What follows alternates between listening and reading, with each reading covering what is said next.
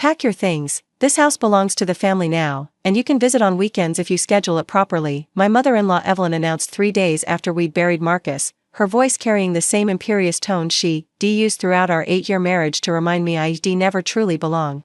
My son built this life, and it should pass to his blood relatives, not someone who simply married into it.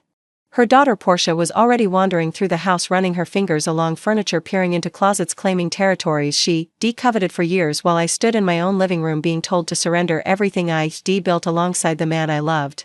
What Evelyn didn't know, what Marcus had deliberately kept secret from his family, was that the safe behind our bedroom mirror contained documents that would shatter every assumption she just made. The funeral had been 3 days of controlled chaos. Evelyn had swept in from Charlotte the moment she'd received news of the accident, taking charge of arrangements as if I were an incompetent stranger rather than Marcus's wife of 8 years. She'd chosen the flowers, approved the casket, vetted the guest list, all while I sat in shock, still processing the phone call that had ended my world. Marcus had been killed by a drunk driver on his way home from a business meeting. 42 years old, healthy, successful, beloved, gone in an instant because someone decided to drive after consuming a bottle of wine. The grief was suffocating. But beneath it, something else had started to emerge, a recognition that Marcus's death had freed his family to say things they'd been restraining for years. You know, you were never really what he needed, Evelyn had murmured at the reception after the funeral, her voice low enough that only I could hear. Marcus deserved someone from his own background. Someone who understood his world. I was from a working-class family in rural Ohio. I'd put myself through college, built a career in healthcare administration, and met Marcus at a charity gala where I'd been coordinating logistics. To Evelyn, I would always be the help who'd gotten above her station. Mother loved Marcus so much, Portia had added, as if her mother's cruelty required explanation. We all just want to make sure his legacy is honored properly. Honored properly meant erasing me from it entirely. The conversation about the house happened on a Monday afternoon. Evelyn had asked to discuss Marcus's affairs, summoning me to the living room like a servant being called to account. Portia sat beside her, already wearing a diamond bracelet I recognized from Marcus's grandmother's collection, jewelry she apparently helped herself to while I was occupied with funeral arrangements. The house, the investments, the business interests, these are Hartley family assets, Evelyn explained, her tone suggesting she was being generous by informing me at all. Marcus would want them to remain with his blood relatives. I'm his wife. You were his wife. For 8 years. His connection to this family spans 42 years. I think we know better than you what he would have wanted. Have you seen his will? Evelyn waved dismissively. Wills can be contested. Especially when there are questions of undue influence. A young woman convincing an older, wealthy man to leave her everything, courts see through that sort of thing. I was 38 years old, 4 years younger than Marcus. Hardly a gold-digging ingenue. The house is in my name, I said quietly. Marcus transferred it to me 2 years ago. Under what circumstances? Were you threatening divorce? Manipulating him? Evelyn leaned forward. We have excellent attorneys. If there's any evidence you coerced my son, we'll find it. There's no evidence because there was no coercion. Marcus loved me. He wanted to protect me. From what? From exactly this. Marcus had known his family well. He spent our entire marriage managing the tension between his love for me and his family's refusal to accept our relationship. He defended me at holiday gatherings, deflected his mother's criticisms, tried to build bridges that his family kept burning. 6 months before his death, he'd sat me down for a serious conversation. If something happens to me, they'll come for everything, he'd said. My mother has never accepted you. Portia sees you as competition. They'll try to take the house, the money, the business, anything they can claim. You're being paranoid. I'm being realistic. I've watched my mother cut people out of our family for decades. She's ruthless when she believes she's protecting what's hers. He'd taken my hands. I want to make sure you're protected. Completely protected. Beyond any possibility of their interference. Over the following months, Marcus had restructured everything. The house had been transferred to my name. Life insurance policies had been updated with me as sole beneficiary. Business interests had been placed in trusts with me as trustee. And most importantly, he documented every decision extensively, video recordings, written statements, witnesses, creating an unassailable record of his intentions. If they try to claim you manipulated me, this will prove otherwise, he'd explained. Everything is in the safe behind the mirror. The combination is our anniversary. If I'm gone and they come for you, open it. Everything you need is there. I'd thought he was being excessive. Now I understood he'd been prescient. Marcus left instructions, I said, standing from the couch. Would you like to hear them? Evelyn looked surprised by my composure. She'd expected tears, capitulation, the reaction of a woman who understood her place in the hierarchy and accepted defeat gracefully. What instructions? Wait here. I walked to the master bedroom, our bedroom, the room where Marcus and I had shared 8 years of love and partnership, and moved the mirror that hid the wall safe. The combination was 091416, September 14, 2016. Our wedding day. Inside, I found exactly what Marcus had promised: folders of documents, a flash drive, and an envelope with my name on it in his handwriting. I took everything to the living room, where Evelyn and Portia waited with growing uncertainty. What is all that? Portia demanded. Marcus's instructions. I set the materials on the coffee table. He anticipated this moment. He knew you'd try to take everything. That's absurd. Let me read you something. I opened the envelope and unfolded the letter inside. My dearest Angela, if you're reading this, then I'm gone and my family is already circling. I'm sorry I'm not there to protect you in person, but I'm doing everything I can to protect you from here. Everything is documented. The house is yours, transferred legally, with full records of my intention to provide for my wife. The insurance policies are yours, updated specifically to ensure your security. The business interests are held in trusts that you control, structured by the best attorneys I could find to make them challenge-proof. My mother will tell you this isn't what I wanted. She'll claim you manipulated me, that I wasn't in my right mind, that blood family should come first. I want you to know, clearly and without ambiguity, you are my family. You are who I chose. You are who I loved more completely than I ever loved anyone. The flash drive contains video statements I recorded with my attorney present. In them, I explain every decision I made and why. I name my mother and sister specifically, describing their history of hostility toward you and my concern that they would try to invalidate my wishes after my death. I also included documentation of things they'd prefer stayed buried. Use whatever you need. Protect yourself. And know that wherever I am, I'm proud to have been your husband. All my love, forever, Marcus. The room was silent when I finished reading. He recorded videos? Evelyn asked, her voice suddenly less certain. With his attorney present. Explaining exactly why he structured his estate to exclude you. Exclude us? He left you each a symbolic bequest, $10,000. The rest goes to me, to charities he cared about, and to a trust for any future children we might have had. I met her eyes. He also documented things you'd apparently prefer to keep private. Evelyn went pale. The documentation Marcus had referenced was extensive. Over the years, he'd kept records of his family's financial misdeeds, things they'd assumed were buried, forgotten, protected by family loyalty. His mother had been systematically embezzling from the family charitable foundation for over a decade, redirecting funds meant for educational scholarships to cover personal expenses.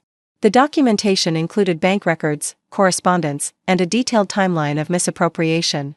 His sister Portia had been involved in a Medicare fraud scheme through her medical practice, overbilling, phantom services, falsified records. Marcus had discovered it 3 years ago and confronted her privately, demanding she stop and make restitution. She'd done neither. He wouldn't have documented this, Evelyn whispered, staring at the folders. He was family. He would never.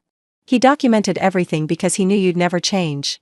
He told me that confronting you directly would just make you better at hiding things. I spread the papers across the table. He kept these as insurance. Protection for me if something happened to him.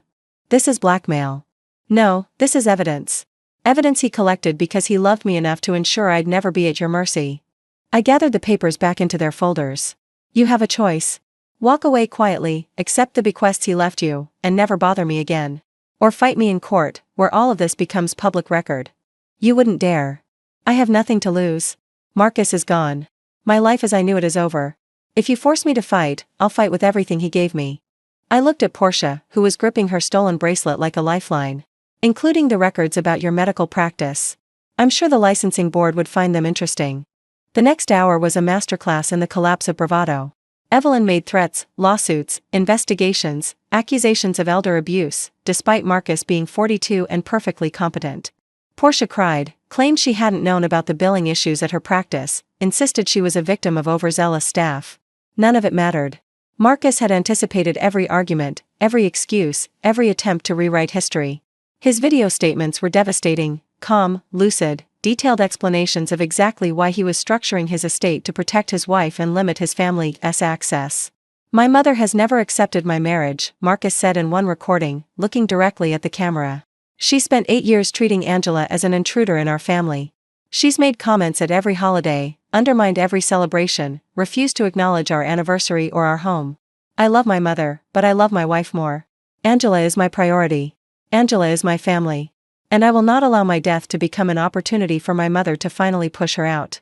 Watching the video was excruciating.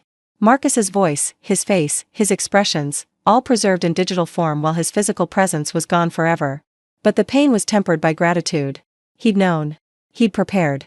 He'd loved me enough to fight for me even from beyond the grave. The will is ironclad, my attorney confirmed when I called her later that evening. Marcus worked with us for months to ensure there were no vulnerabilities. The video statements, the witnesses, the documentation of family hostility, any court would uphold his intentions. And the evidence about his mother and sister? Potentially criminal. If you want to pursue it, we can refer it to appropriate authorities. If you want to keep it as leverage, that's your choice. I don't want to destroy them. I just want them to leave me alone. Then make that clear. Offer a settlement, they stop all legal challenges, acknowledge the will publicly, and maintain distance. In exchange, the documentation stays sealed. The settlement meeting happened a week later. Evelyn arrived with attorneys, 3 of them, expensive suits, aggressive postures. They'd clearly prepared for a fight. They weren't prepared for the fight Marcus had already won. My attorney walked them through the evidence methodically, the video statements, the transfer documents, the witnesses who testified to Marcus's mental competence and clear intentions. Then she moved to the additional materials, the documentation of charitable foundation fraud, the Medicare billing irregularities, the paper trail that led directly to prison terms if pursued. My client is offering a resolution, she concluded. The Hartley family accepts the will as written. They make no legal challenges, issue no public statements questioning Mrs. Hartley's character or her right to the estate. They maintain respectful distance, with any future contact initiated only by mutual agreement. And in exchange? The supplementary documentation remains sealed. No referrals to law enforcement. No tips to licensing boards. The Hartley family's reputation stays intact. Evelyn's attorneys conferred in urgent whispers. I watched my mother-in-law's face, the rage, the humiliation, the gradual acceptance of defeat. This is extortion, she finally said.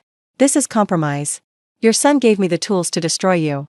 I'm choosing not to use them. That's grace, Mrs. Hartley. You might try expressing gratitude instead of outrage. Gratitude? For stealing my son's legacy? Your son gave me his legacy freely. He documented every decision to ensure you couldn't take it from me. He spent the last months of his life protecting me from exactly the behavior you exhibited since his death. I leaned forward. Marcus knew you, Evelyn. He loved you, but he knew you. And he chose me anyway. That's what's really bothering you, isn't it? Not the money, not the house. The fact that he chose me over you. She didn't respond. But something in her expression shifted, recognition, maybe, of a truth she'd been avoiding. We'll accept the terms, her lead attorney said quietly. Make it official. In writing. By end of business tomorrow. The settlement was signed within 48 hours. Evelyn and Portia received their symbolic bequests and agreed to maintain distance. The documentation remained sealed, not destroyed, but locked away in case they ever violated the agreement. The house, the investments, the business interests, everything Marcus had worked to protect, remained mine. The victory felt hollow. Marcus was still gone. No amount of legal triumph could fill the void he'd left. I'd won the battle but lost the war against mortality, against drunk drivers, against a universe that would take a good man at 42 and leave his family fighting over his remains. I kept the letter he'd written. I watched his video statements sometimes, late at night, when the house felt too empty and the silence too loud. Hearing his voice, seeing his face, it was painful and precious at once. I love you, he said at the end of one recording, looking into the camera like he could see me watching years in the future. Whatever happens, remember that. I loved you completely. I protected you with everything I had. And I would choose you again, without hesitation, every time. A year after the settlement, I received an unexpected message. It was from Portia, not threatening, not accusatory, just a brief request to meet. Against my better judgment, I agreed. We met at a neutral location, a cafe neither of us frequented. Portia looked different, thinner, older, less polished than the woman who'd wandered through my house claiming bedrooms. I wanted to apologize, she said. For that day. For what Mother and I tried to do. Why now? I've been in therapy. Working through some things. Including my family dynamics and how I let Mother's attitudes become my own. She paused. Marcus was the only one who ever stood up to her. I always admired that, even when I was too afraid to follow his example. What do you want, Portia? Nothing. I know I have no right to ask for anything. I just wanted you to know that I understand now why Marcus protected you so completely. He saw how we treated you, and he made sure we couldn't do it forever. She looked down. He was a better person than any of us. I wish I'd told him that while he was alive. So do I. Is there any chance, not now, but someday, that we could have some kind of relationship? I'm not asking to be friends. But Marcus was my brother. You were his wife. That means something. I considered the question carefully. Maybe someday. But not yet. The wound is still too fresh, and your mother's words still echo in my head. I stood to leave. If you're serious about changing, keep working on it. Show me over time. Don't just tell me. I understand. One more thing, Portia. The documentation about your practice, I never intended to use it, but Marcus collected it because he was worried about you. He thought you'd gotten in over your head and couldn't see a way out. I paused. If you're really working on yourself, maybe address that too. Before someone else discovers it. 2 years have passed since Marcus's death. I still live in our house, the one he transferred to me not out of manipulation but out of love. I still manage the business interests he left in my care, guided by the principles he'd established. I still visit his grave on our anniversary, our birthdays, ordinary Tuesdays when I miss him too much to stay away. Evelyn has maintained her distance, as agreed. We've exchanged perhaps 3 sentences in 2 years, all at unavoidable family events where mutual acquaintances made interaction necessary. The hostility has faded into something more like exhaustion. She's too tired to hate me, and I'm too tired to care. Portia has been true to her word about working on herself. We're not friends, but we're not enemies either. She cleaned up her medical practice, made whatever restitutions were necessary, and has apparently found some peace in the process. And me? I found something like peace too. Not happiness, that feels too far away still, but stability. Purpose. The knowledge that Marcus's love didn't end with his death. It continues in the protections he built, the instructions he left, the safe behind the mirror that held everything I needed to fight for my place in the world. This is our son's house now, Evelyn had said. You can visit on weekends. She didn't know what he left me. She didn't know how completely he'd planned for this moment. She didn't know that her son's final gift wasn't just money or property or legal documents. It was the certainty that I was loved. That I was chosen. That I belonged. No one can take that away. Not even death.